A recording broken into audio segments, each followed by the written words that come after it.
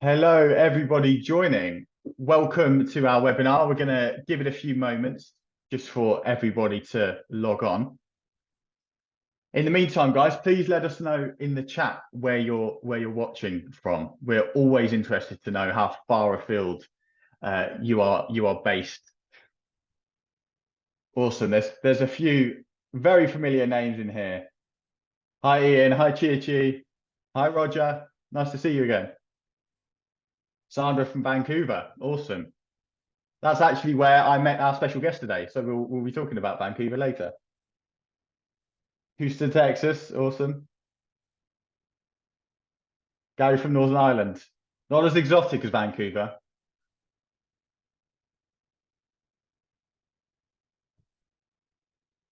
Okie dokie.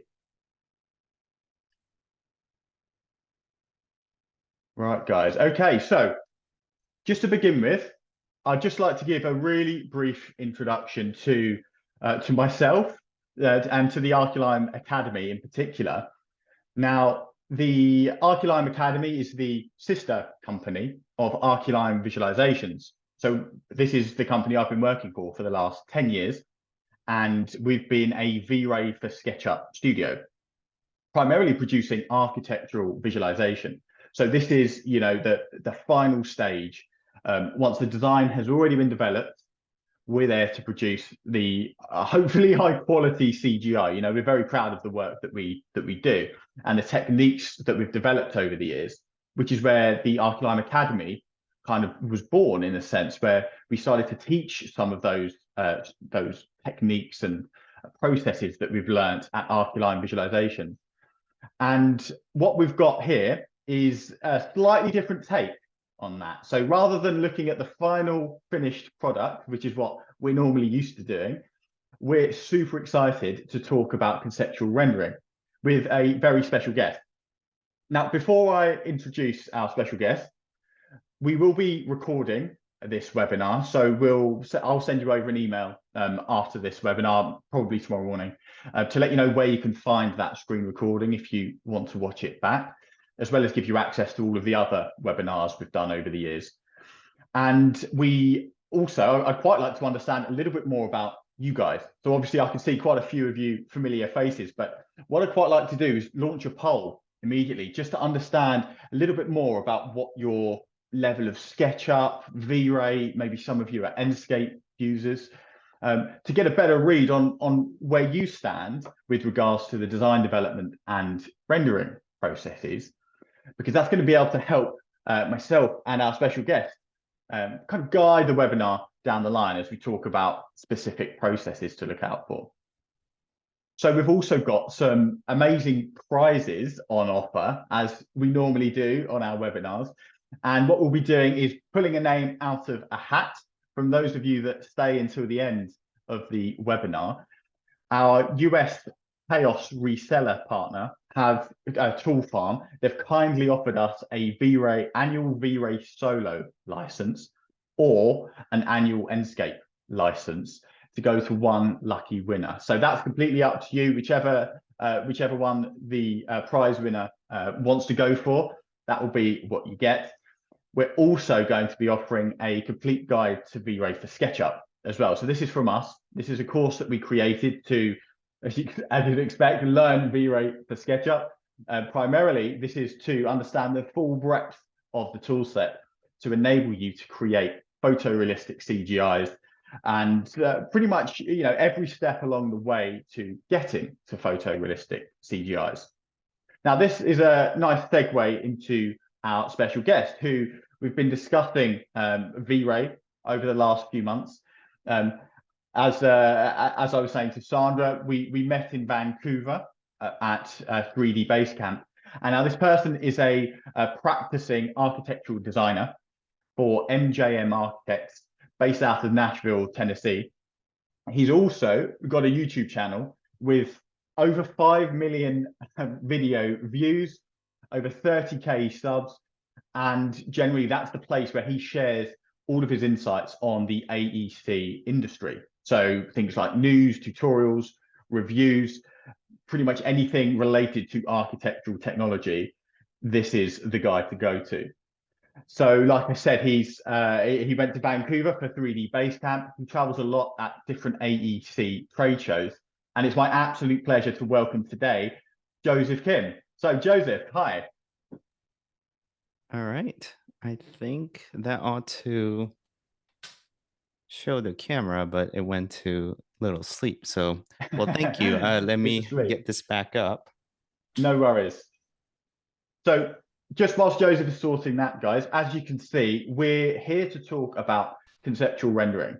And this is something that, from my perspective, as an architectural visualizer, at the end of a project, for me is I have a slightly different take on it. There we go. Hi, Joseph. So I'd really like to hear from you, Joseph. Could you give us a bit of info on you and your take on conceptual rendering? Yeah, I guess conceptual rendering kind of existed. It varies in terms of name. It may be design iteration, or I guess sketchy rendering, or semi rendering, different names to it. But I decided to use this terminology of conceptual rendering. I think it kind of clicks with people more, that if you just say conceptual rendering, people just kind of understand what it is. So it's definitely not new, but I've been just kind of using this, I guess, style of rendering or style of visualization to just kind of convey my ideas and designs better throughout the design process. So I guess this is, I guess, a method that I'm using, if you were to say. And yeah, I just wanted to kind of share about it with other folks who's also interested in it. Awesome. Yeah, and I mean, like I said, we're delighted to have you. And I think your take on this and your experience and expertise within this industry, this is something that everyone's going to benefit from. So, guys, if any of you have any questions at all, please put them in the chat box. Unlike the last webinar from last week, I fixed the chat box. Those of you that that were here will be pleased to know. So you guys can ask questions, and we want you to be asking questions and interacting with us throughout this webinar. Um, Joseph, so the results of that poll, what I'm going to do is I'm going to share them with everybody so we can see the rough spread of where we're at with regards to different levels, different industries that we're a part of. Can you see that there, Joseph? Yes, I can. Just wanted to, I requested this to Dan to just kind of do the poll because I wanted to gauge the crowd a little bit, because I thought I'll be dealing with a lot more experts, and they may be just being humble here. Humble, probably. Yes, yes, that's what I'm gauging.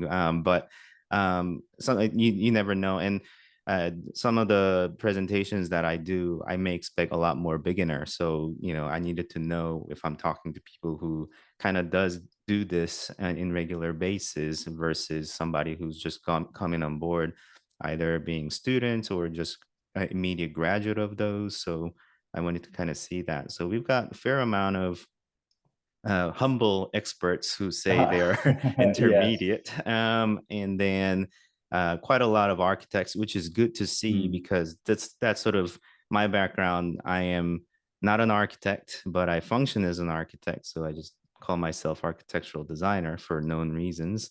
But yeah, and then ArcViz artists are people that I'm not as familiar because I'm not a professional ArcViz person, although I do endeavor quite a bit in those regards.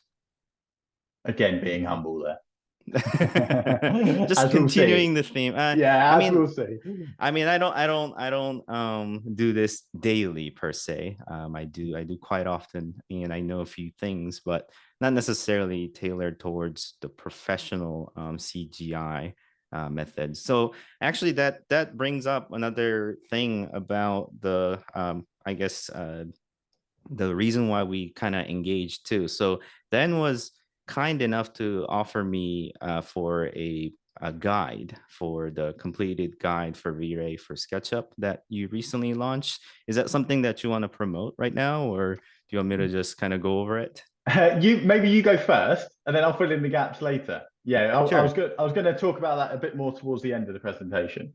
I see. Well, this kind of prompted me. So I personally have a bit more Enscape and SketchUp background, and I don't want to spill the secrets too early, but I have that background. But although I used V-Ray prior to using Enscape, and as we go through the presentation and deeper into this conversation, I will kind of disclose a bit more. But and I wanted to kind of look back into what V-Ray is now, just so that I can either get back into it or utilize some of its functions that are available nowadays. And I wanted to be somewhat updated with it. And Dan was kind enough to let me have the completed guide for V-Ray for SketchUp, so I can refresh in my understanding of what the best practices are and also the current functions of V-Ray. And it was really useful to kind of go through that, even though I knew quite a bit since I used V-Ray in day and night in olden days. Um, but it was really great to just kind of refresh up all the basics and some of the best practices that are with the current UI and the features that the V-Ray has. So it was really helpful for me. And that just kind of prompted this conversation about maybe holding a webinar and talk about my workflow and kind of perhaps compare it and what would crowd want. So this is kind of how this webinar kind of came about. So I just wanted to kind of give you a little bit of background Mhm. information. And Dan, anything that I should or you want to fill in on that? No, I think you've hit all the points. It's initially from our discussions in Vancouver at 3D Basecamp, both avid SketchUp users, as I imagine everybody watching is, it sort of transitioned into, okay, well, how do you use it? How do we use it? Is there a way we can actually link up and sort of share the differences almost? And so that's what this is. I really want to treat this as me trying to understand how the basically how the tools are used in ways that I don't currently do that. So this is why I'm really looking forward to hearing your take on conceptual rendering. Yeah, yeah. And let me just kind of go through the presentation so that I can kind of tell you about the concept of the conceptual rendering. Have you ticked all the dots before we start this kind of longer Dots presentation, if you will? dots have been applied yet. The T's Okay. have been crossed. Awesome. Yeah, so I just wanted to explain a bit more about conceptual rendering, since the term, or I guess what it is, may be familiar to you already, since a lot of you being architects and architects alike. But some of these concepts may not be as clear for somebody who's more professional in the CGI. And when I was explaining a few things to Dan, a lot of these were just kind of unknown for him, or some aspects that he just didn't really think about. So perhaps this presentation just kind of gets your gears turning, being somewhat inspired, or perhaps provide better understanding for how designers and architects or architect like people kind of have these process through. And then perhaps you professional CGI folks may be able to handle some of the tasks later on, and where all of these, or how are all of these are being formulated all together. So perhaps I'm trying to shed a little bit light in that regard. So Dan and I discussed about the title, and I just pitched the multiverse of V-Ray and Enscape. And Why, why did we? Why did we land on multiverse? I mean, I always considered it as a parallel universe. There's a lot of different softwares out there, like Revit and SketchUp, and then V-Ray and Enscape. Sometimes they're competitors, sometimes it's just a different universe, right? So, Mm. is that the answer that you were alluding to? It wasn't what I was thinking. No, it was. Do you remember how we named all of our PCs? Oh, that's right. You had That just a that lot of Marvel stuff. so because we've got loads of PCs at the studio, we need a way to name them. So our naming system was basically just the Marvel Cinematic Universe. So this webinar, sort of the multiverse, like tying in with the Doctor Strange sort of vibes. That was the take. I see. Yeah, yeah, yeah. And that, and also because I always just kind of called it. I love the comment there. Yeah, I love. I love. I always called V-Ray and Enscape also a parallel universe, although now they just kind of started merging together. So it's a multiverse. It has been multiverse, but that naming should be changing soon, is there's sort of a bridge now between V-Ray and Enscape. So it's now is a very interesting time to consider different aspects of the two so that you can bridge the gap into your workflow as well. So I think this overall webinar and presentation will come in handy because you want to understand both of them at the same time. So hopefully I'll provide some of that. There's a lovely picture of me, I would say about a year ago. Thank you for if you would subscribe to my channel there. So uh, I wanted to do a little poll, but Dan's already gone ahead with that. So we're good with this slide here. So okay, the question is, what is a conceptual rendering? And a lot of us architect alike folks or architects kind of perfect your ideas with uh, conceptual, I guess, sketching, or I guess napkin sketch or little modeling. You may do a lot of, if you're familiar with SketchUp, you may use SketchUp as a kind of concept developing tool. And all of this kind of starts with, I guess, school days where you're just, I don't know, doing a felt tip sketches, and then turning into vellum or mylar, and you actually do the technical drawings on top, and then you have these sort of diagrams and such.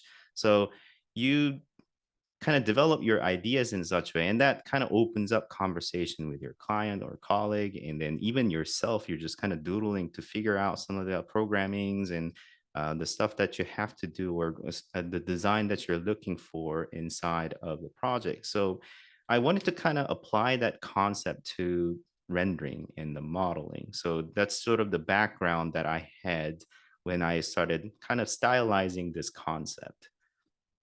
So this is a lovely rendering of some of the things that you may do on daily basis.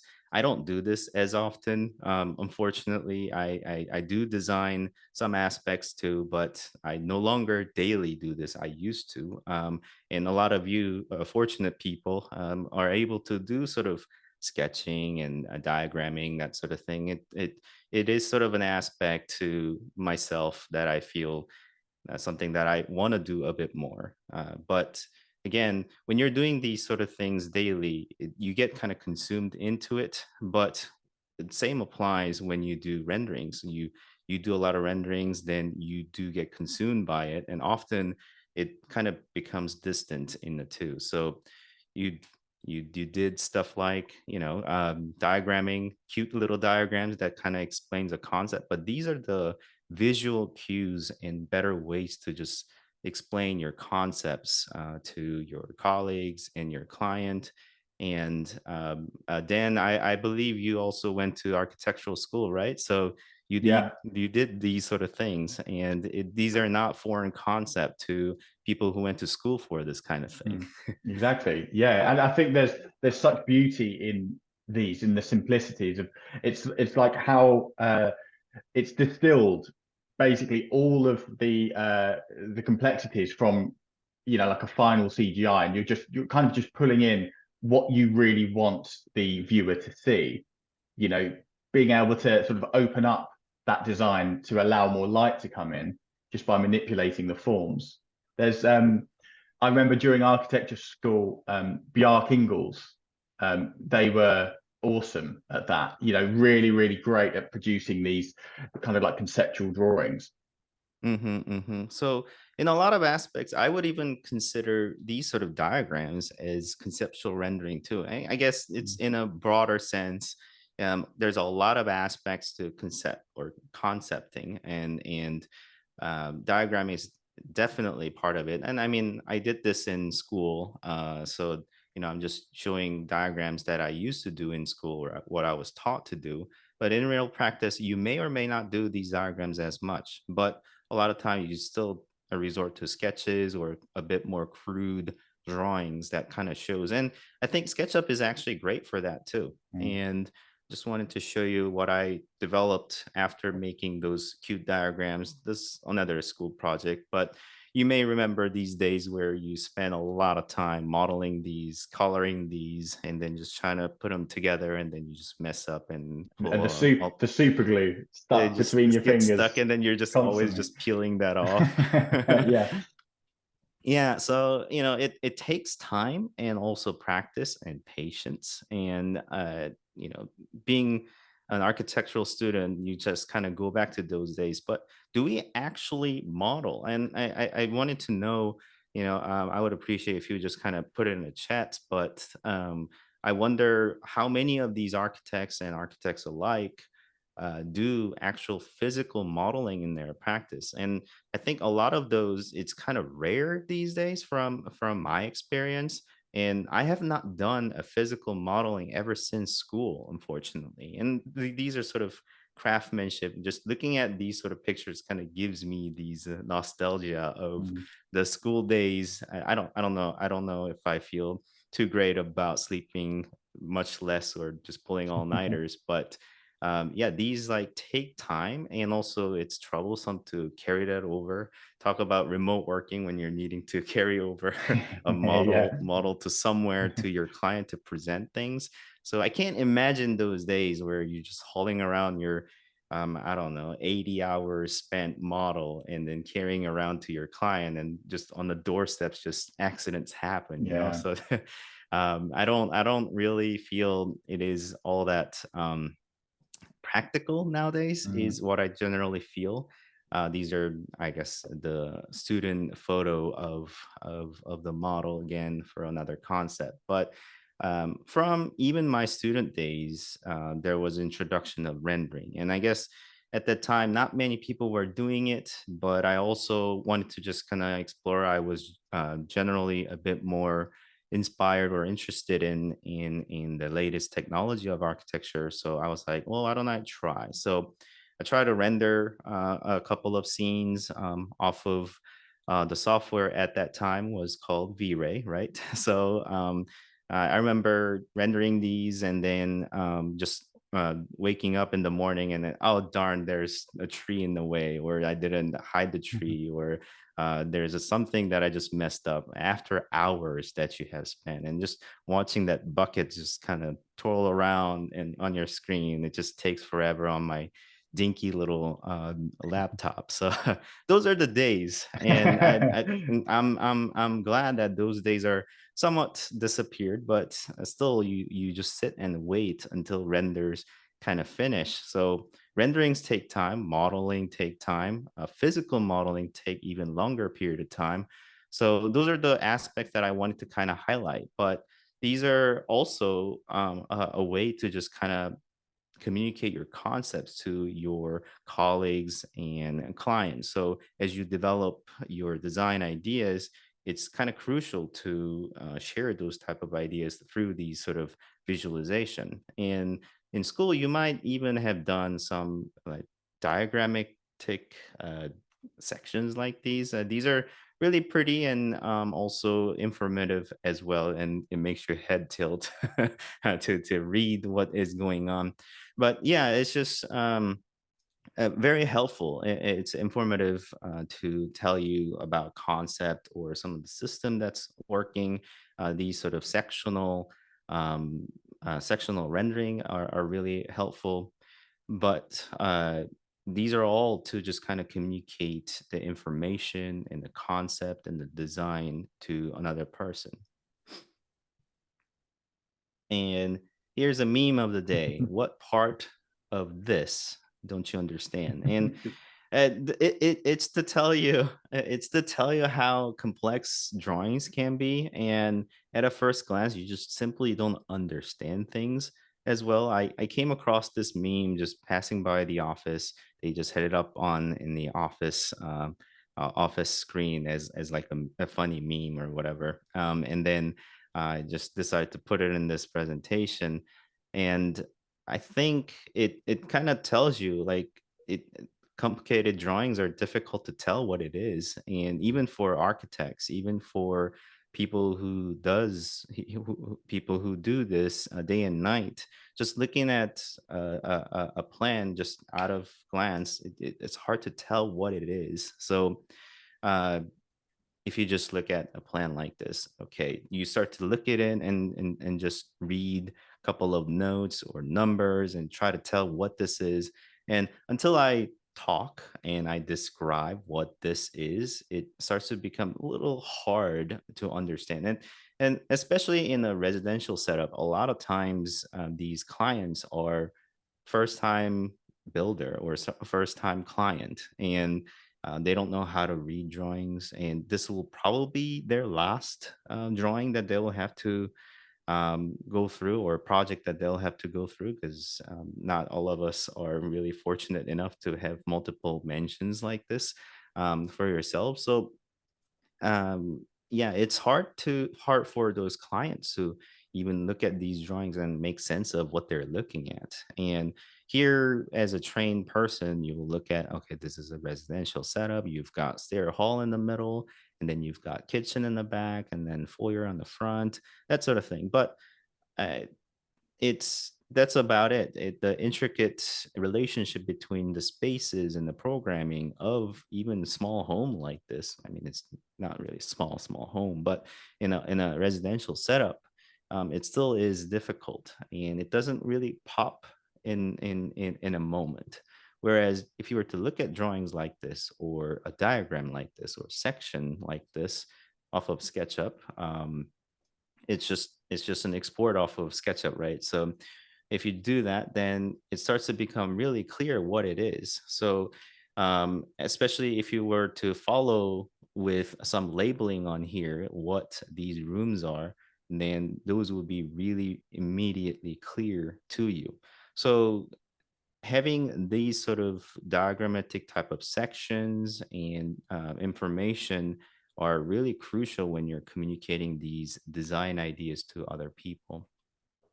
So it's necessity to say a picture is worth thousand words. I always go over my drawings over the phone without screen share. It's really difficult. I talk to a lot of people on the job site trying to coordinate things.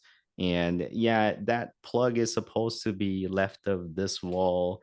And it's just XYZ coordinate over the phone is just really difficult. And some of the changes that we've made are not as clear. So the screen share days that we have faced is a lot easier to communicate things because you can see those things. Just describing what you're seeing is not as easy unless you have some picture in front of you.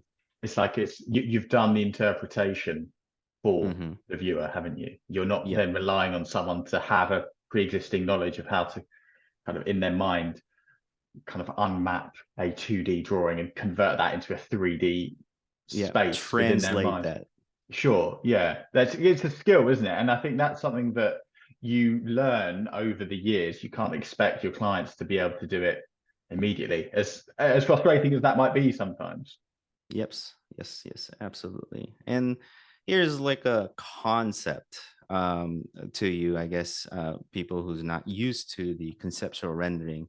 Uh, Having a bit more sketchy drawing or a sketchy picture is sometimes a lot more helpful than something that is really, really photorealistic, because then you have gaps, you have voids, and you start to fill in those gaps with the imagination that you have or understanding that you have with some descriptive words.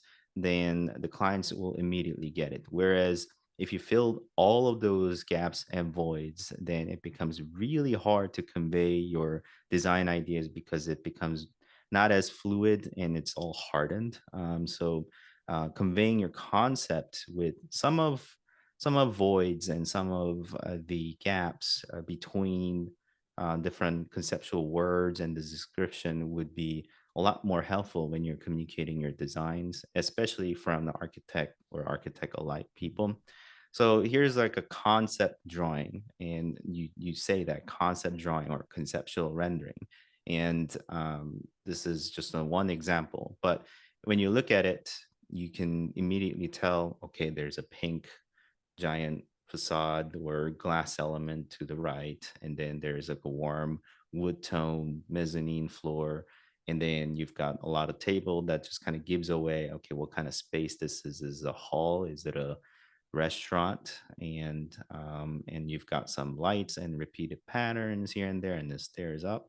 That's about what I want to talk about the design aspect. So uh, I show this to colleagues or client and talk about those type of things as I show this kind of image. I'll go to the next slide. And here's another image of some commercial building, namely a shopping mall. So I'm spitting or I guess giving you keywords or keywords there.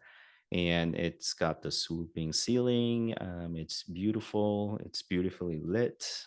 It's a light, bright space with perhaps some event opportunities on the ground floor with some fancy cars.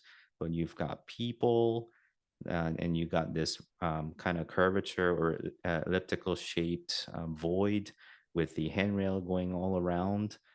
And I just kind of described this image, but you're following those keywords or keywords that I say and start to understand and visualize. But I haven't filled in a lot of gaps. There's still a lot of gaps left. There's people, but notice how people are just kind of fading into background and they're just existing as a silhouettes rather than um, like a realistic people. So that's a sort of the stylistic choice. And again, for cars, they may be fancy cars and shiny cars, but they're just somewhere in more of a background or on the ground floor further away from you. So what your immediate focus or the first keyword that I said was the ceiling or the roof. So your eyes are drawn immediately up to the top rather than anywhere else. So it's important to guide these sort of communication or conversation with your clients and colleagues to when you're pitching these sort of design ideas or concepts. Again, here you're looking at the another type of commercial practice or commercial project, shopping mall, namely, and you're just looking at the clerestory or ceiling or roof structure that it is having some wood finish on the underside of the soffit and some lit elements on the sides of the bulkhead. And then you've got the teardrop or water drop shaped things hanging off of the skylight there, and again on this sort of elliptical void here. So as I describe this picture, you start to understand what this space is, what kind of elements that are there, but I'm not picking out the specific species for the wood or the exact staining, or I'm not talking about paint color, anything like that. I want to talk about architecture. I want to talk about my design. And has anyone noticed that there is a person here? So I want to throw in a scale of a person in there just for the sake of scaling of this image. But until I pointed out, it really the people just kind of fade into the background. So there's one up the escalator, there's one up here, there's one here. So kind of gives you the sense of scale when you look at them, but until I point it out, they just kind of stay in the background. So it's the image itself. Sorry. So the image itself is doing exactly what you wanted it to do without, having outside. So like say the quality of a 3D person influencing how someone receives this image and the talking points that you would hope would stem from this. Yes, absolutely. And I want to talk about my design. I want to talk about my Sure. architecture that we are trying to, I mean, I say my, but it's the architecture we designed together and the concept we're kind of developing, not about the person, not Yeah. about a tiny, I don't know, the tone of a wood. I want to talk about the overall design. Mm. And same applies here. I took a little different approach for the people. They're self-lit for technical term. But again, they're just silhouettes. But what I'm trying to point out here, what I meant to say, the first thing was the sort of overlapping triangular shapes on the mall floor, and you've got stores on either side, and it's beautifully lit so that you've got this light coming in. But until I mention the word trees, you don't recognize, because they are just kind of transparent, faded out. And in a realistic rendering setup or realistic image setup, making trees transparent and look okay in your scene is very, very difficult. It's only acceptable in this one because the rest of it is still conceptual. There's a lot of gaps to fill. I describe these things and you can kind of see those big words, but there's still a lot of things that are just left out, not realistic. It's more conceptual. And same thing here, it's an internal space. You get some structure up on top, but you've got these sort of shelves of wired things so that you can store things and display things. And you've got people, some stairs leading up, and with the wooden handrail. That's about the descriptive that I want to be when I'm having these sort of conversation with my colleagues and clients. This is sort of the outdoor space with some water and palm trees and some plants and seatings around, and having a tall glass store so that you can gather around, eat, communicate, this sort of thing. It's an Mm, outdoor food court type of concept. But again, with few words, I've described what this picture is meant to do. mm, And it's not necessarily photorealistic. If you were to kind of pick on it from the uh, I guess visualization expert or V-Ray or any rendering software expert perspective, there's only very few materials that receive more shader or more a reflection or even on top, other than say water and glass. Everything else is just left as a diffuse map. mm, And from that perspective, it is much less complex to make, and also just keeps, I don't know, the visual clutter away. Because once you mm. have a lot of reflections, the image becomes really too busy in a lot of aspects. So just note the people who's somewhat transparent, I would say, and just still silhouettes, just fading out in the background.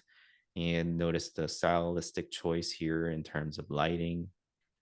And also, Eh, sorry, Joseph, on that previous one, um, you made a conscious decision to move towards more realistic trees there, those palm trees. So was this, what was this done in? Was it Enscape or V-Ray This or what? specific one was off of Enscape. Yeah. It's interesting. I think the discussion about shaders and then adding complexities, maybe we should let's touch on that later about the optimization approach as well, and how complex your materials ties into optimization. Yeah, yeah, absolutely. We'll talk more about that. But yeah, I made a conscious decision on what kind of palm trees to put in here, what kind of trees.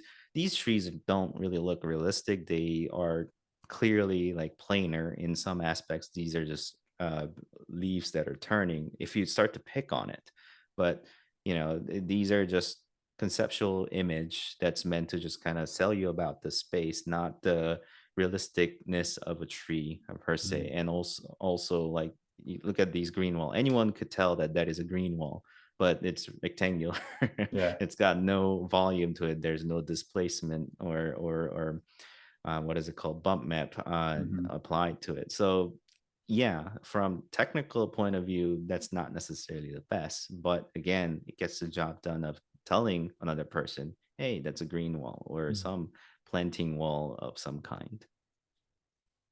And so here's another example of perhaps a conceptual rendering where you do a little bit of, I guess, a patch of color to just kind of highlight one area. And this is not, again, not necessarily realistic because other portions are still clay render, or overridden material for technical term. But when you're talking to your client, you can talk about the warmth of the space, the warmth of this little nook inside of your tiny little residential space, and how much of a light you may be able to get from the outside. And you may get to sit there and sip your morning coffee. Sounds great, right? And that's Mhm. what I want to sell, that concept. There's no picture of coffee, there's no picture of morning sun specifically, but I'm selling these designs or concept to my client, as I talk about these Mm. things. It's a narrative, isn't it? You know, It is definitely you're narrative. using this to drive your narrative. Yeah, and they will start to fill in those voids that coffee and that just kind of went Mhm. into their head, and just Yeah. fill in those gaps that I don't have on this picture. And Yep. that's great, because you get to render less, you get to model less, spend less time, but still sell more.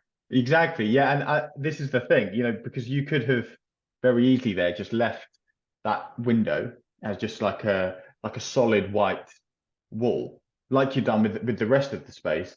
But in kind of opening that up to textures and adding shaders to it, you're then prompting a discussion to, you could start making design choices, or suddenly for the client, it then becomes a much more prominent feature of the house.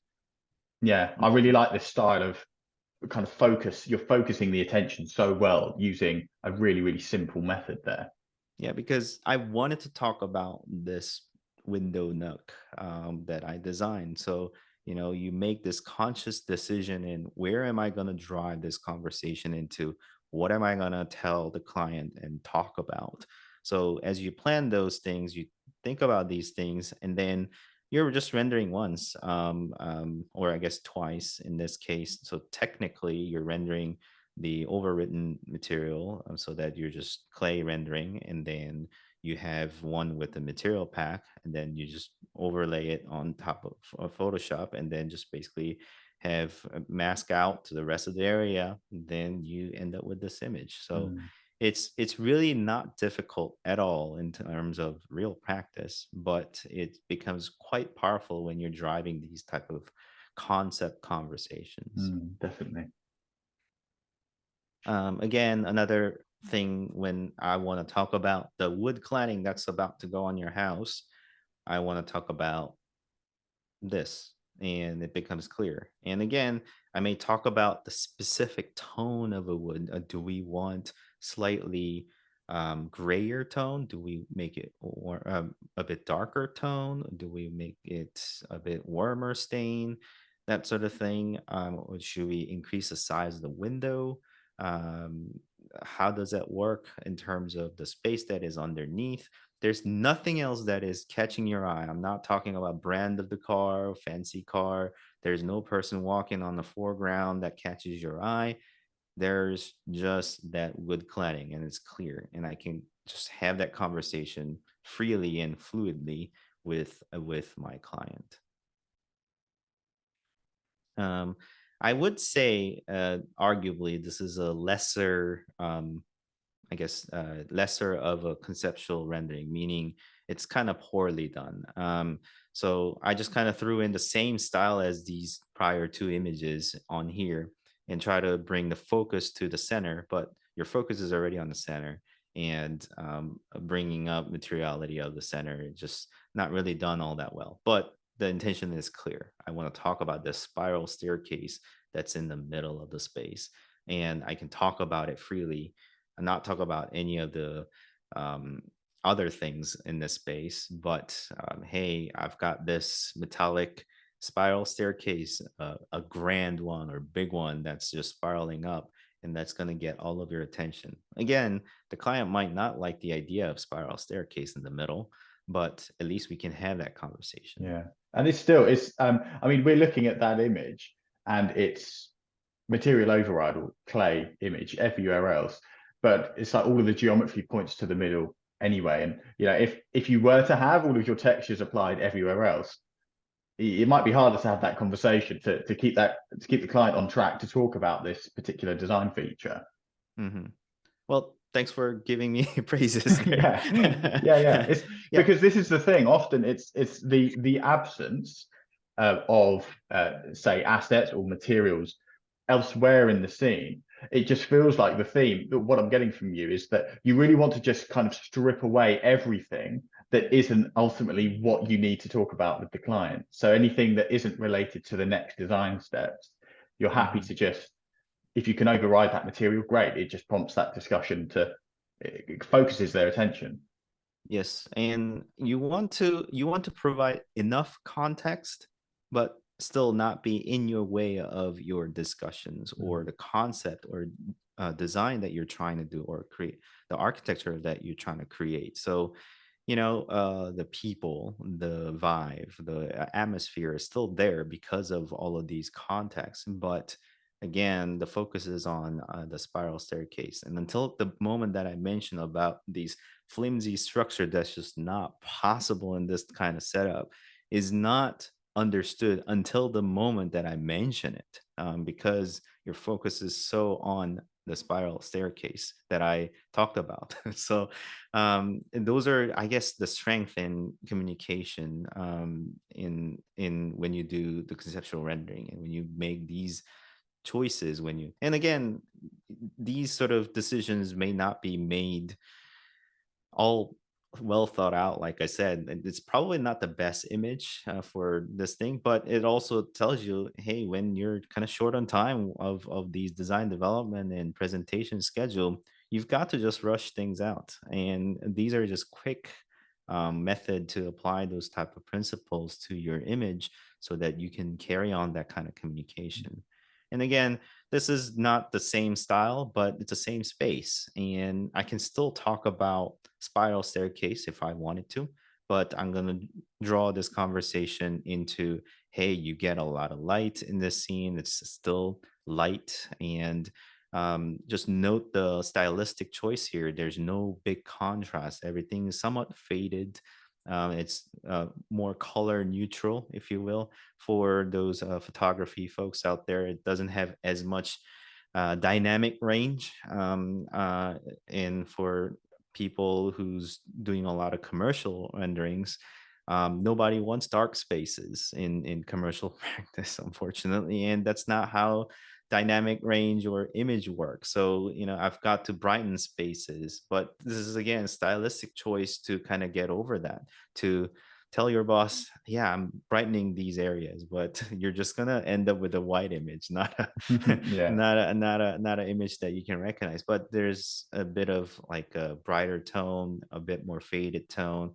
But when I'm trying to talk about the light of the space, how much of light it's gonna bring in, and how much of the space could just kind of connect back to the pedestrian areas that are in front of the building, I can talk about these things with this kind of stylistic choice. So it all just kind of brings back to this idea of sketches, pencil drawing, napkin sketches, whatever that you do on when you're doing concept developments. But it's crude, it's sketchy, and it may not have every information that you need on that single piece of paper or whatever it may be or medium, but it still sells your idea, your concept, your architecture, the things that you want to talk about. So, yeah, think of conceptual rendering as like a rough pencil sketch. To draw the contrast or differences, here's a photorealistic type of render, and beautiful looking apple, but I'm not selling apple design, or I'm not selling the architecture of an apple, and I don't want to draw your attention to the sticker that is on the apple, and that's just elephant in the room, right? So as you talk about it, you just have to think about it, and it is there right in front of you, right at the center of your image. So it's impossible for me to talk about the beautiful countertop until I point it out. Everyone's just fixated on the apple and the sticker that's in front of you, not a beautiful countertop. So, it's conscious decision when you're making these images, but also stripping out those details like sticker, literally strip it out, and not have as much reflection on the apple, or put it on the background, or not have it in there, and just let them accept as a gap or void. So I want to just kind of highlight as a bullet point, conceptual rendering is work in progress. So it's never finished and it's non-destructive, meaning that you can just keep applying more and more and never be something that as you strip away, it's always understood as work in progress. So um, I will highlight the non-destructive aspect a bit more as we get into optimization, but it's something that needs to allow you to freely design and do on top of it. And then the next one is it informs design and it kind of talks about the spatial quality. And then it needs to minimize distractions. So strip away things that you don't need, and then it needs to be quick and easy. It takes If it takes a long time, then you've not fulfilled the aspect of conceptual rendering. It needs to be snapshots. It needs to be done quickly. You need to be looking at it as you render away these scenes, and then be able to visualize so that you can actually talk about these concepts with your folks. So I wanted to skip this slide and then actually talk about Enscape and V-Ray and how this conceptual rendering applies to those two type of software. So I may leave the slides here and then just kind of talk about the model and actual real practice. Did you guys or you have any questions, Dan? I think, well, Chia Chi has one. Thanks for asking your question, Chia Chi. And she asked how long it takes to create one conceptual render. It depends on what kind of uh, I guess start with how long does it take to make? Well, does it include design phase? Does it include Mhm. conceptual phase? Does it include modeling phase? I would say as long as it takes to develop a concept. But when you're talking about an actual rendering time, it needs to be very quick succession. Like I said, it needs to be easy. It needs to be quick to make. And that's what I just kind of bring back to that SketchUp export that I had. SketchUp is very conceptual. SketchUp is very sketchy. So it excels in live presentation. You can still show your SketchUp model as your concept or conceptual rendering, if you will, and kind of talk about the concepts of your design. And rendering is meant to just kind of enhance that SketchUp experience. So whatever that takes to bring up the correct conversation, I would kind of apply on top.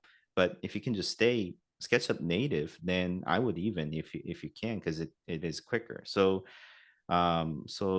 depending on conceptual rendering, it may take moments or to a few seconds or maybe the longest, just to save it out and then mask it on top of Photoshop. Mm, So not more than that. I don't want to.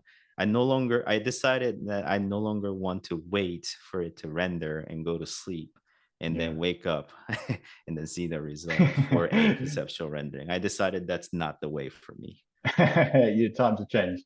There's, I remember from my study days, there was this amazing artist that specialized in conceptual rendering. It's only coming back to me now, but he was called Alex Hogreth, and I think he's got a website called Visualizing Architecture. Hmm. For those of you that are interested, it's definitely worth a look. Where he uses similar kind of processes to Joseph here, albeit somewhat slightly more complex. I think this was more like his final output. So you could tell he spent longer, but playing with different kinds of exports, as Joseph says, masking one image over the other in post-production software, or taking your SketchUp exports, applying different sort of maybe line weights and re-exporting, or turning your shadows on, re-exporting that, and just kind of blending them all together. Ultimately, I guess comes down to how proficient you are in the software and the stage of the design that you're at whenever you need to show someone something. Yeah, yeah, and it really, I guess you pick and choose what kind of software that you want to use. And in this case, we just kind of put a limit on using SketchUp too. But again, it could be napkin sketch, and then you somehow do some coloring on it. And I would consider that as a concept, right? Anyone would consider that as a concept, but it's not Mm, necessarily conceptual rendering because it's not really produced by a yeah. computer. So that's an aspect that you may need to consider, but it is all just to communicate your design ideas and all. Awesome. Okay, so Joseph, what are we looking at here then? So I wanted to, again, my computer's suffering a bit as I render away both V-Ray and Enscape. You're Notice very brave. I know I don't know if I want to attempt this, but We'll see. um, yeah, so here's, I guess, immediate differences when it comes to the visualistic style when we come to this. And I'll also bring up all the settings here just so that people can note what kind of settings that I'm using. Um, there is a bit of stylistic differences between there are stylistic differences between V-Ray and Enscape, and those are UIs and the things that you need to consider as you use these two softwares. But um, I guess I meant to say the reasons why I departed V-Ray for some part and then decided to just kind of endeavor again. Just to kind of give you history, Inkscape wasn't around when I was starting to render. So V-Ray was the king, and still, I think, in most part, it's understood as the best practice or the The software to standard. use when you're in the standard when it Mm, comes to professional renderings. So but you know, it every nobody not everyone drives a sports car because not everybody's a racer. So I use a lot of car analogy when I love talk that. about these sort of technology and software. But yeah, you're not a sports car or you don't drive not everybody drives a sports car. So you just need a car to go from point A to point B, or to commute into your job. And the quickest and the easiest and the cheapest way that you can get to, a lot of people might do that, but some people choose to do things in style and just drive a Corvette into your work. Yeah, so it's just I decided to look elsewhere because it was a bit cumbersome to use V-Ray. And when these new cars, new rendering engines rolled around, I took a look at them and see how they can apply to my own conceptual rendering workflow or my design iterative um, or design decisions or iterative design decisions. So I just saw Enscape as a very good fit because it was real-time rendering at the time where V-Ray wasn't, and needn't to wait for hours for it to finish. And whilst I can sip on my coffee when it's rendering, I still have deadlines, and that doesn't mean that deadline's gonna push to further. So I wanted to be able to see it immediately. I wanted a better representation of what sketchiness of SketchUp is, and be able to leave some voids and a bit. I don't know. There was just some stylistic um, visualization, or I guess is the style of rendering that Enscape really just sold to me at the time. Not only the ease of rendering, and also how just it worked without Mm, breaking.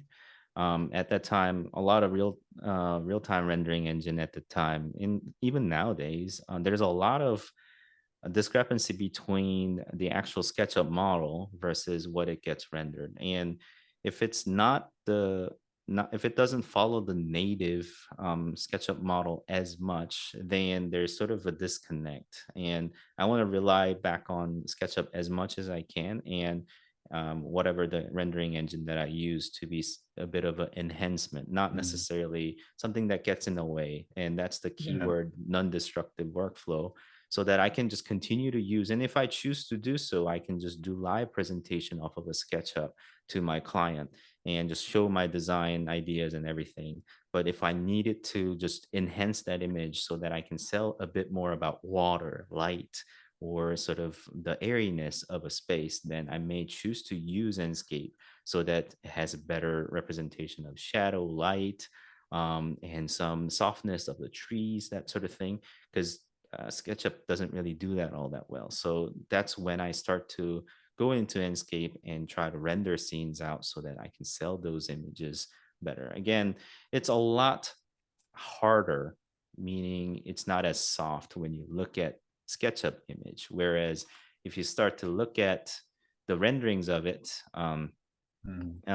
it ruffles off as you have vegetations, and I think it just becomes a bit more ruffled off when you Yeah.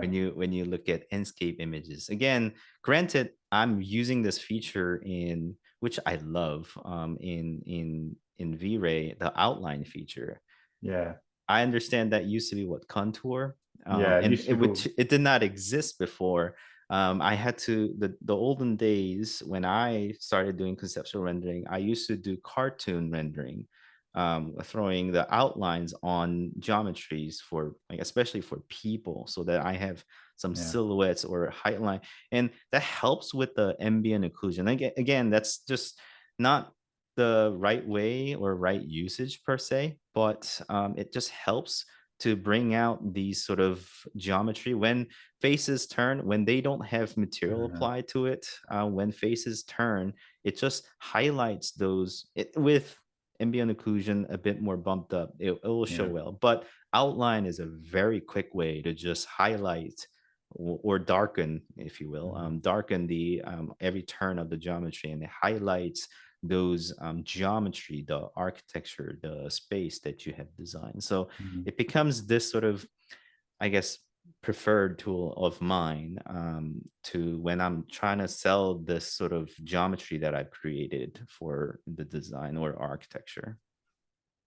Yeah, I think it's a way for V-Ray to kind of bleed a little bit more into the design development stage, isn't Hmm. it? As opposed to being right at the end. Because I mean, it's rare, I'd imagine that. I mean, I think maybe 2 or 3 times in our history have we ever done a final image that had outlines on Right. there. So it's definitely in the earlier stages you'd need that, which is where you're kind of finding the best use of the likes of SketchUp and Enscape. Yeah, so I guess that's sort of a difference. Whereas on Enscape, there is just native. This feature existed from day one, or at least the when I first tried out Enscape, and I just love the feature outline. And this just brings up the definition of all the geometries that I have, and it just looks a lot better. And again, it doesn't do that as much for the trees, so that the trees just kind of still soften up, and it just highlights the edges of the actual geometry or architecture that I have. So there's a bit of like a stylistic thing that goes on top of Enscape. I guess they kind of made that decision in, not highlighting on the trees, whereas all the architectural or actual geometry coming from SketchUp, they decided to outline it. So Mm. there's that much of a consideration when it comes to actual rendering off of SketchUp. And one side note, I think V-Ray and Enscape is like the only renderer that respects the face me components of the silhouetted people. So that's one other aspect. Um, V-Ray, for the most part, it just took it whenever the scene gets generated. But all other real-time rendering engines that I have tried does not respect this. Mm. It does not turn as you spin away inside of Enscape. So so when you have components in SketchUp that are facing the camera, you mean? Yeah. So So you just this in guy Enscape. does, and it is still a little bit buggy. As you can see, this guy is not turning as I turn around, but you can see that this guy is. Yeah. So, and this behavior is not seen. I think it's the way that I place this specific person, but normally Enscape would definitely spin people around as I turn around. Whereas on other type of render, it would not. Mm. And that's something that you and it is really bothersome when you're seeing the side of them, the unseen side of people. When you're in the real-time Yeah. render, it's quite unusual as you go around the scene. Yeah. No. But that just I, kind of say, how much of a consideration that Enscape took, taking the native SketchUp aspects into their yeah. rendering. Awesome. Awesome. And in terms of the scenes themselves and how they look different from one another, you were telling me before that you used a different way of illuminating the scenes in Enscape, don't you? Yeah, so just to talk about, I guess I could talk about Enscape first, because knowing that a lot of folks of who's joined in are more V-Ray background, so you Hmm. guys would know V-Ray a lot more than Enscape. I'll start from Enscape. So one of the aspects of Enscape is that, so let me just snap onto this specific view. So here, there's a bit of lighting choices that you can make. And again, this dialogue, I kind of go through and then apply some of the things that I like to apply. But Enscape has inherently better global illumination. So meaning it's able to light the scene even without lights or artificial lights that you decide to put in. It's not necessarily physically correct and it's not realistic. Um, Like but ambient lighting, isn't it? ambient It's lighting, correct, yeah. correct. And even in like the dark spots that I where I haven't put any lighting whatsoever, it's still able to push some lights in so that I can actually see stuff. Again, I did apply some lights in there because I didn't want to swim around this model and end up with the dark splotches. But again, I don't have a good bit of lighting in there, but I can still be able to see. There's no rectangle light, there's no omni light, there's Mhm. no these are just spotlights or self-illuminated things. Mhm. I So remember after base camp we were talking, and you were considering jumping into V-Ray round about then, and I think one of the first questions you asked me was, "Where's the ambient lighting switch? Like, how do I illuminate these spaces?" Just by turning them on in basically turning some lights on within V-Ray. And I think mhm. that shows the difference between the two programs in that, when you're developing the design, you don't necessarily need like true physically based rendering, like with lights that are correctly positioned and they're emitting light exactly as they would in the real world, or at least the best simulation that you can get. Um, the way that Enscape can do this sort of on the fly is, yeah, great for those early stages in the design development. Yeah, to correct you there, I don't think I had asked about global illumination or ambient light, but a way to make a scene without actually placing proper lighting in the scene Right. is Okay. what I That had was it. asked because it with Enscape workflow, and I understood V-Ray just doesn't have that natively, and I was just trying to find if there's like a trick or a way to generate enough light in the scene, but not actually place all of these blobby spherical light or spheric light or omni lights or spheric lights into the scene and have them float about because I don't want to see them in my Sure. SketchUp model was where I was alluding to. And it just Enscape itself, at least when I was just comparing the two, Enscape just has inherently better ambient light system so that it just kind of shows the scene a bit better Hmm. You can see it. without actually Yeah. physically correct Yeah. lights that are inside of the Mhm. scene. And Definitely. again, during the design phases, when I'm talking about grandeur scheme of say the sort of big hall like this, I may not even consider any lighting whatsoever. I may talk about, okay, the kitchen space over there, and then the little gallery space out here, and then with a big glass storefront like thing or curtain wall or whatever it may be. But when I'm considering those things, I'm not talking about this specific lighting fixture that's going to go inside, or I'm not thinking about any of those just yet. And Mhm. when I'm not considering those aspects, I don't want to put the time in putting those things. So I need somewhat not accurate representation, but I need something that is good enough so that I can convey my idea to my Sure. client. And a lot of times I end up not even putting any lights in. I specifically spent time putting some lights into this model because I knew I would be rendering in different type of softwares. But again, a lot of aspects I may not even get to. So that's as far as the lighting goes. But also, there are a few aspects that you can also consider just adding more vignettes to the scene, just to draw more focus onto the middle. But that kind of goes against when your boss wants to lighten up or brighten up every single corner of your building. So you may actually put less vignetting because of that. Yeah, But again, I I feel like prefer you're to, asked. I feel like you're yeah, asked that a lot. yes, I still do, unfortunately. But yeah, I personal choice is that I put heavier vignetting into my Mm, scene just so that I can just drive that focus mm, onto the middle of, or at least towards something that I'm trying to talk about. mm. Yeah, and these are all stylistic things, aren't they? And that you've clearly got an aesthetic that you like to work with your Enscape exports that help to portray your ideas, your designs, and your images. So just in terms of ease of use, like you mentioned earlier, it's definitely, it needs to be quick for this process to work, for it to be a conceptual rendering.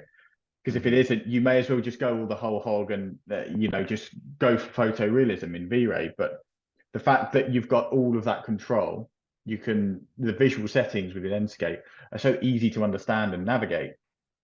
It seems to be the perfect fit for this process.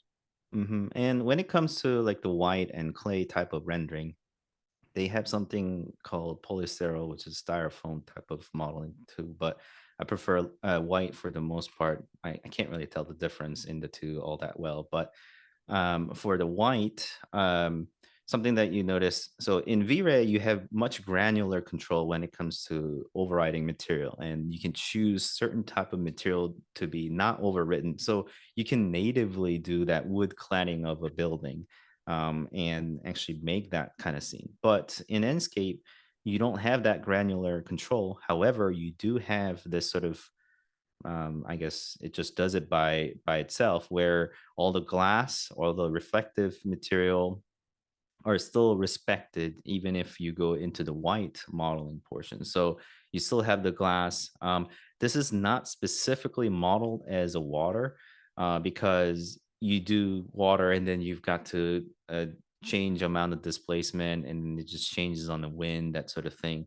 Enscape does that too, and a lot of times when you have wind intensity, then the tree starts to move around on you, and I personally find that as distracting. So I always just put down wind as little as possible just so that the trees don't dance in front of you. I don't know why they turn it on by default. So that's one aspect that I've been complaining about constantly. But um, aside from that, they have a very good respect to how native glass or reflective material shows up on a white renderer. So even if it's a clay, still there's a meaningful amount of material representation. So Mm. the visual communication becomes a lot Yeah. clearer in that aspect. Whereas, then you have to go override your own material and then apply that one override material, whether it be gray or something like that. And then some may not be overwritten because you have previous history of not checking that box for that specific material and such. Something that I wanted to also point out while I was talking about some materiality, um, when we render this scene, whilst doing that, is there any questions that you should cover? Yeah, so there's one from Cassandra, a really cool question. So I noticed the soft, almost painterly aesthetic to a couple of your Enscape renders, which prompts me to ask whether you take your Enscape renders and show them raw, as captured in the model, or whether you do any quick post-processing in the like Photoshop to help emphasize or make more subtle the colors and dynamic range of shadows. Um, Mostly native to Enscape. It's actually rare that I do that color focus image and overlay on top. I normally, my quick succession method that I tend to go by when it comes to Enscape rendering is on visual setting, and you can set this up on V-Ray too, and which I have done. But and you do that from frame buffer anyways. But on Enscape side, there's an output, and I can set arguably as a JPEG. Again, I know people get a little touchy there, but I do it as a JPEG, and then I set the default folder to desktop, and then I turn on automatic naming just so that I don't need to think about unique naming system every time I decide to turn and do a snapshot. And because it's so quick, there is a shortcut for it, Shift F11, which you can reassign. And once you hit that, it is just snapshotting away Yeah. that render for that scene. And it just takes brief moment and I'm done. And I may just move away a little more and get this guy that's in trouble. And then F11. And again, that's just going to render away. So again, and I want to be able to use that later on without much post-processing later, because these are not final images. So in a lot of aspects, I just do all of these in quick succession, not do much of a photoshopping on top or post-processing, and just get it out the door. Send it as it is. I may get rid of the name of Enscape that gets auto named in front of the file name, but that's what I do, and I just send it away to client or colleague to coordinate these sort of models. And that fits with the entire methodology you've described to us, doesn't it? You know, it has to be fast, and being able to take just snapshots of a real-time interactively rendered scene. It seems like the perfect solution. Yeah, and when you have the time to prepare for a presentation stack like I did today, then I may put together one more scene that really sells a story about that warmth, morning sun, and the coffee, and the tiny little cottage inside of the tiny little cottage. I may do overlays like that just to sell the idea. But other than that, it's for the most part, I just put the image as it is. And a lot of images that I have shown today are just developed that way, minus the ones that are developed on even for the V-Ray ones. I just used it. But in the early days before the Enscape, what I used to do is to export monochrome images off of SketchUp and then overlay overlay V-Ray's rendering on top. No, sorry, below that, and mask away, do the multiple for the blending mode on the Photoshop off of the monochrome, so that it shows an outline, so that I can have outlines on the rendered image quickly on there. So using SketchUp's outline on top of V-Ray rendered scene, and just highlights the geometry so much easier. And that was the workflow that I had for one of the, or at least few of these images. So this one is that workflow. So I rendered it in V-Ray, and then just applied SketchUp monochrome outline on top. Same thing actually here. I guess that ties into Hugo's question as well, somewhat, I guess, about using vignettes to enhance a specific area of the rendering. So would it be possible to use vignetting but with different effects? So maybe desaturate or transparency instead of only creating that darker boundary?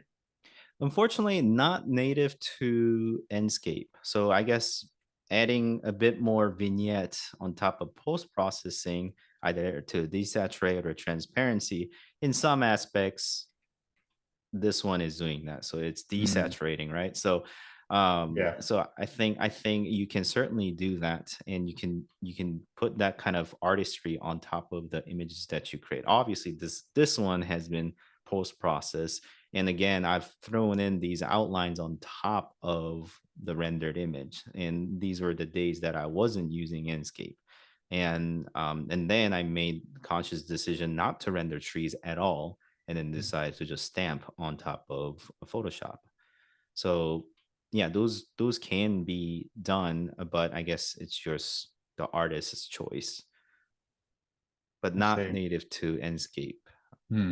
That's cool though. I think that the process is there though, clearly, for you to still drive the viewer to look at exactly what it is that you want them to see. So whether you're using, say, like a vignette in Enscape, or you're doing it as a post-processing techniques using like desaturated or clay renders or transparent renders. It works. Mm-hmm. Yep. Cool. And I Yeah. wanted to also bring up one note about material, especially, and I guess this is a standard practice because I got a nod from you when we were talking about, but giving only very few materials, some extra shaders to them Yeah. so that your model is more optimized. And I think optimization is a big part of the whole conversation where you got to make your model in a way that is runnable on your machine or operatable on your machine. But when you start to work with multiple team members, then it becomes really cumbersome to keep. And I call that janitorial work to keep away and clean up your model and optimize and purge when possible to reduce the amount of materials. And along with that, something that I wanted to show was that for the most part, I don't use a lot of material package that comes from outside of SketchUp. I try to rely on native diffuse map of SketchUp as much as I can. And something like this pool, the reflection was added on top of, and I use the word pool because if the moment I throw in the word water, Enscape is going to render it as a water. Yes. So And then that's it starts to undulate. So that's a keyword method that is not native to V-Ray. The definitely couple of is. keywords, leaf, grass, pool. I believe if you do have metal in there, then it will start Okay. to reflective as well. And Glass. class, I'm not Do you get necessarily glass? sure. If it is opacity, if it has opacity to it, because you do on SketchUp, then it starts to throw in some reflection to it natively. So So that's sorry, one Joseph. aspect. Just to clarify then, because this is new. This I discovered this when we first started using Enscape. What you're talking about is how you name your materials in SketchUp. As soon as you press that Enscape button, you then start to see some of the properties of those material groups being applied to those materials. Let's test it because I don't want to be incorrect live. So here's a new material that I'm creating. So I'm just gonna call this clear. So I've applied, well, let's put some color to it so we can recognize it. So here, if I go to Enscape, and did my Enscape crash? Great. Did I lose you too? No. No, there's you. We're still here. All right. All right. I'm gonna, no, it did not crash. It's in the background, It's but it hiding doesn't from want, you. it's shy for whatever reason. All right. I'm gonna close that, reopen it. Maybe Enscape and V-Ray is fighting together, but Yeah, you were asking for trouble doing both at the same time. yes, absolutely. Yeah, but the keywords are those things. The Enscape website clearly highlights them. I can't remember everything on top of my head, but Hmm. I don't think a glass is a keyword. And I think once you No. put in opacity, it starts to make it slightly reflective, and you can drive that further on the material dialog of Enscape. But let me confirm that. Yeah. And I think that the whole idea of materials and whilst we wait for this to load, the idea of shaders as well and keeping things optimized. What we're talking about there in the realms of V-Ray is having say you've got like a standard SketchUp diffuse material.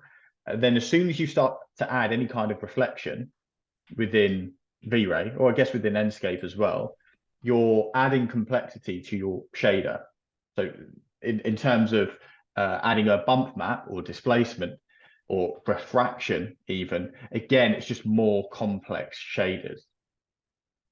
Yeah. So here I didn't put any keyword. It's just clear, and I just driven the opacity down.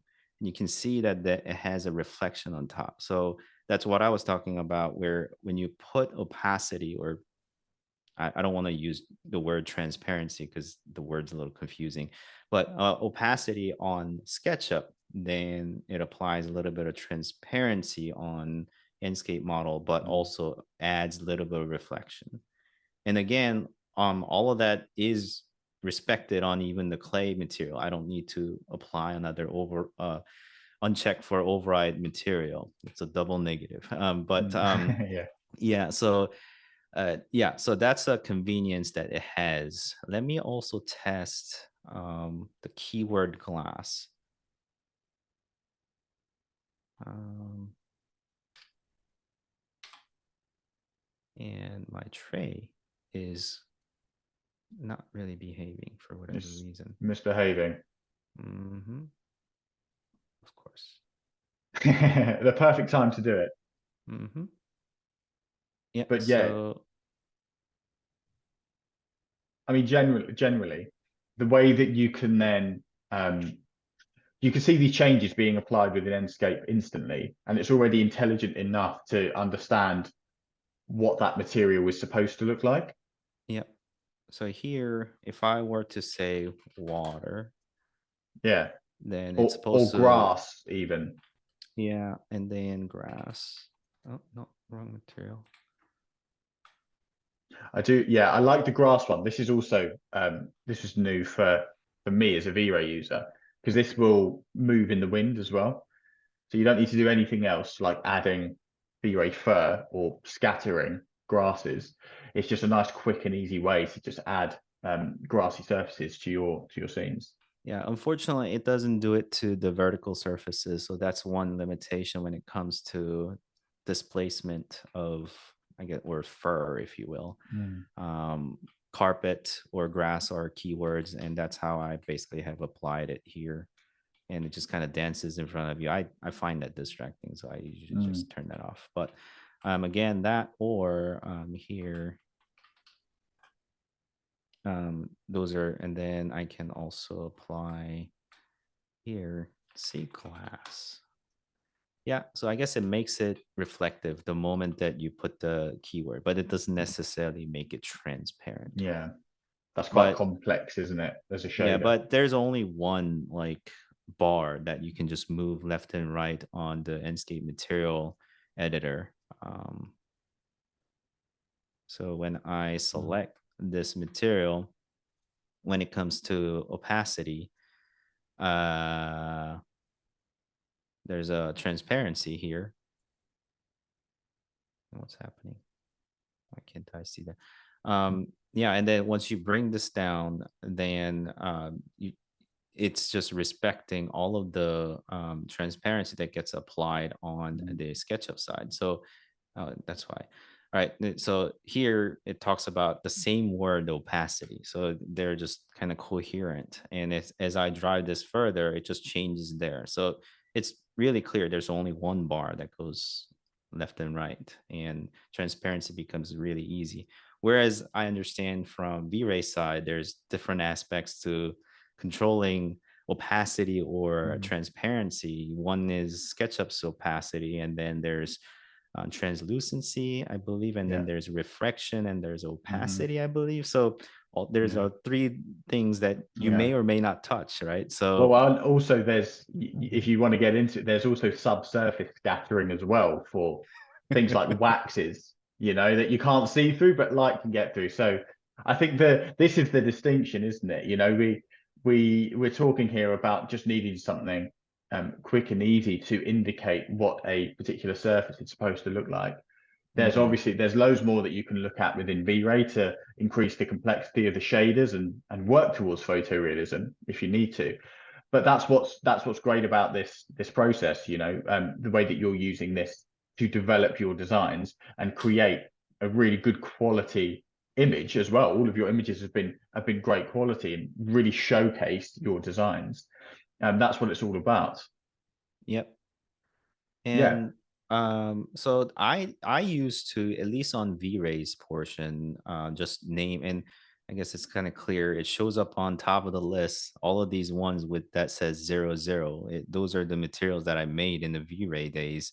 That only handful of materials that I decided to apply some reflection or emissivity to it, just so that, because Enscape calls it self illumination, not emissivity. So emissivity to it, just so that I can apply those unique aspect to the material or shaders on top of native SketchUp material. So those are the ones that I specifically chose.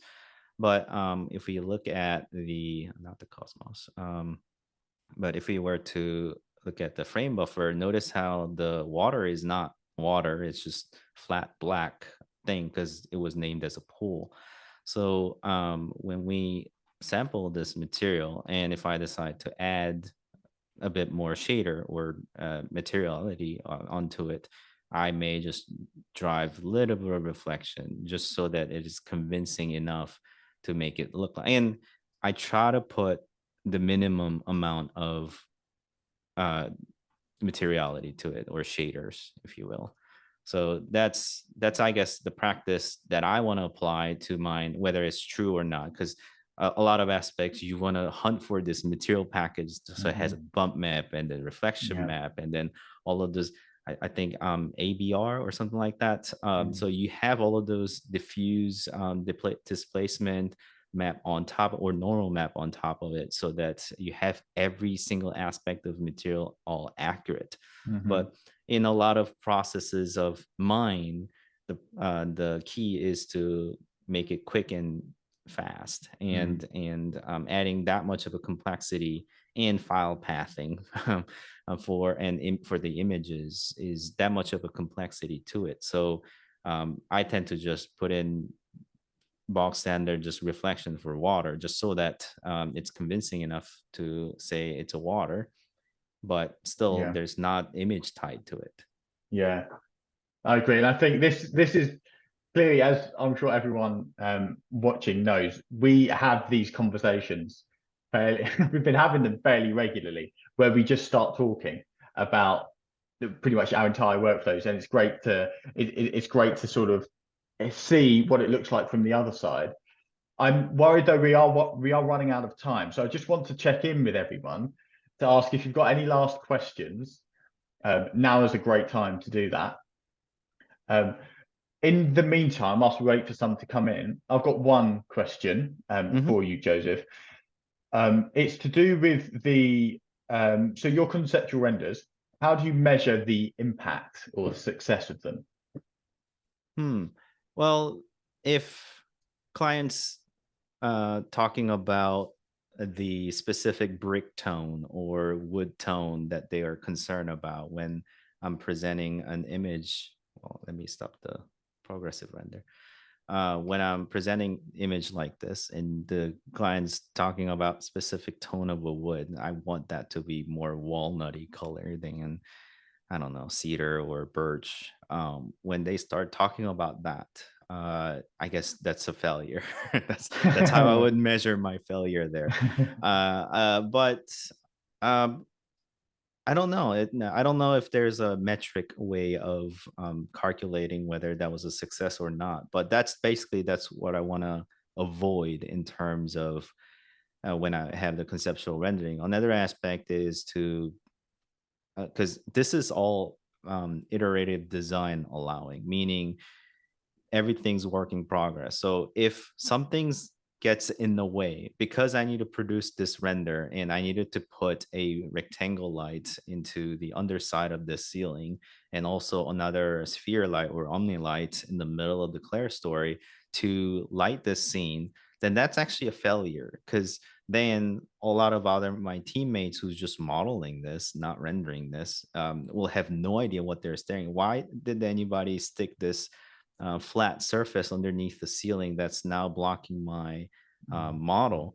So any of those things would be understood as a failure. And I guess that brings up another conversation about V-Ray place materials or placeholder materials or widgets, because they kind of do get in the way of actual modeling. So those are the things that I do want to avoid, and that was initially the reason why I decided to kind of step away from V-Ray, because there was a lot of those widgets, and the olden days where they did not have a switch to turn the widgets Mm. off and Yeah. on. So that, and also placeholder geometry. I'm seeing SketchUp native model, and now it's got V-Ray logo on top of every single material that I have.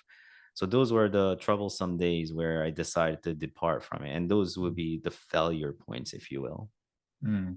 But Yeah. success would be having a good conversation with my client about Okay. my design. Yeah. Yeah, it keeps them on track, I guess. Hmm.